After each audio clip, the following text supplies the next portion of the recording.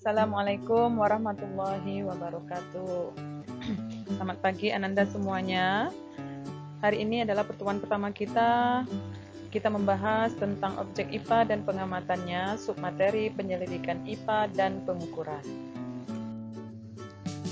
Oke, kontrak pembelajaran atau kontrak belajar yang harus anak-anak semuanya pahami, yaitu yang pertama membuat ID meeting atau menyesuaikan dengan aplikasi virtual meeting yang digunakan sehari sebelum virtual class dilakukan. Yang kedua, memberikan informasi lengkapnya kepada siswa melalui aplikasi grup komunikasi kelas yang sudah disepakati. Yang ketiga, siswa sudah online 5 menit sebelum proses pembelajaran dimulai. Yang keempat, siswa menyediakan alat tulis terlebih dahulu. Yang kelima, siswa menonaktifkan audio jika tidak berkomunikasi saat proses pembelajaran berlangsung. Yang keenam, jika ada yang ingin bertanya boleh menekan tombol icon yang ada di layar Jitsi atau Zoom. Yang ketujuh, mengecek kehadiran dengan meminta siswa menulis nama di room chat di sebelah kanan icon tangan. Yang ketujuh, siswa terlibat aktif selama proses pembelajaran berlangsung. Dan terakhir, sebelum memulai pembelajaran, siswa diminta untuk membuka video masing-masing untuk screenshot layar virtual. Nah, setelah kontrak belajar ini anak semuanya pahami, kita akan masuk ke dalam bab yang pertama.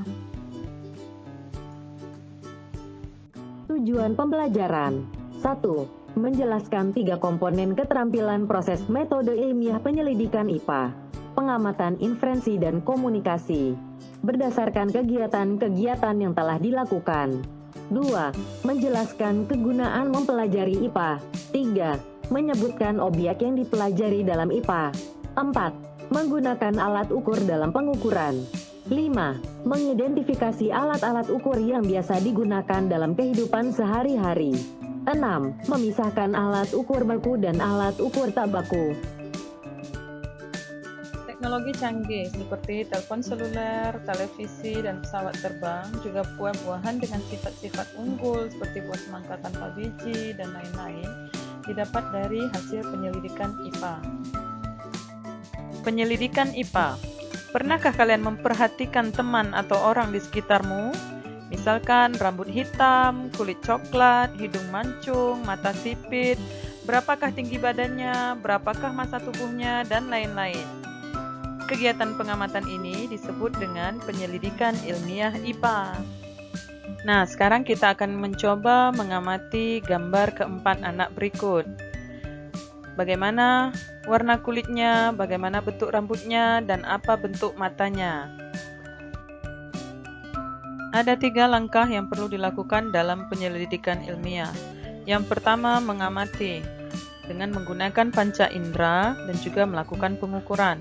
Yang kedua, membuat inferensi, yaitu merumuskan penjelasan dari pengamatan yang dilakukan, kemudian membuat prediksi. Yang ketiga, mengomunikasikan, yaitu mengomunikasikan hasil penyelidikan baik secara lisan maupun tulisan. Kegunaan mempelajari IPA. Dengan belajar IPA, kita mampu untuk memahami berbagai hal di sekitar kita, meningkatkan kualitas hidup, menyelesaikan masalah, dan berpikir logis dan sistematis. Perlu diketahui, pada saat ini, penyelidikan tentang alam telah menghasilkan kumpulan pengetahuan yang demikian kompleks. Untuk memudahkan pengetahuan-pengetahuan tersebut kemudian digolongkan menjadi 4, yaitu sebagai berikut. Yang pertama, fisika, mempelajari tentang aspek mendasar alam, misalnya materi, energi, gaya, gerak, panas, cahaya, dan berbagai gejala alam fisik lainnya. Yang kedua, kimia, meliputi penyelidikan tentang penyusun dan perubahan zat.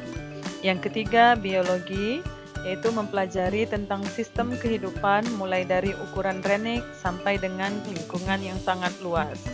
Yang keempat, ilmu bumi dan antariksa, mempelajari asal mula bumi, perkembangan dan keadaan saat ini, bintang-bintang, planet-planet, dan berbagai benda langit lainnya. Pengukuran. Apa itu pengukuran? Pengukuran merupakan bagian dari pengamatan.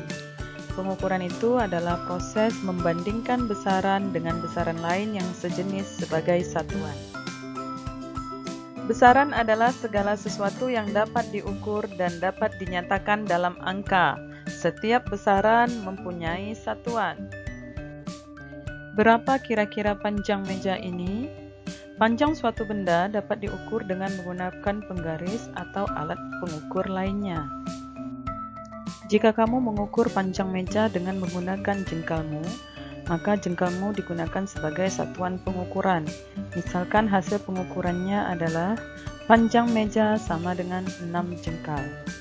Apabila ada orang lain mengukur meja yang sama dengan jengkal mereka sendiri, akankah menghasilkan pengukuran yang sama dengan hasil pengukuran kita?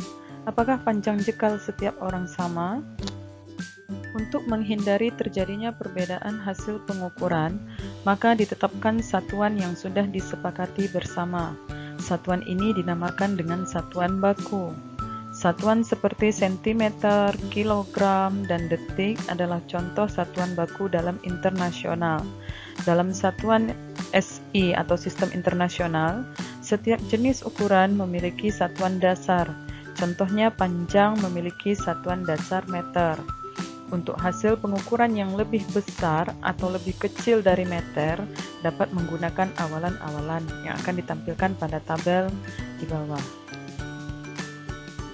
Nah, tabel ini adalah tabel awalan satuan dan kelipatannya. Contohnya tera. Sering kita dengar ini dalam penggunaan teknologi seperti penyimpanan komputer, terabyte, gigabyte, megabyte. Nah, kelipatannya ada di tabel kolom nomor 3. Kilo, hekto ini adalah awalan di depan.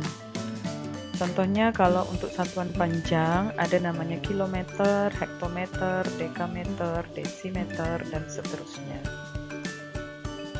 Oke, Anda semua, cukup sampai di sini saja pertemuan kita yang pertama ini. Sampai jumpa di pertemuan kita yang selanjutnya. Terima kasih.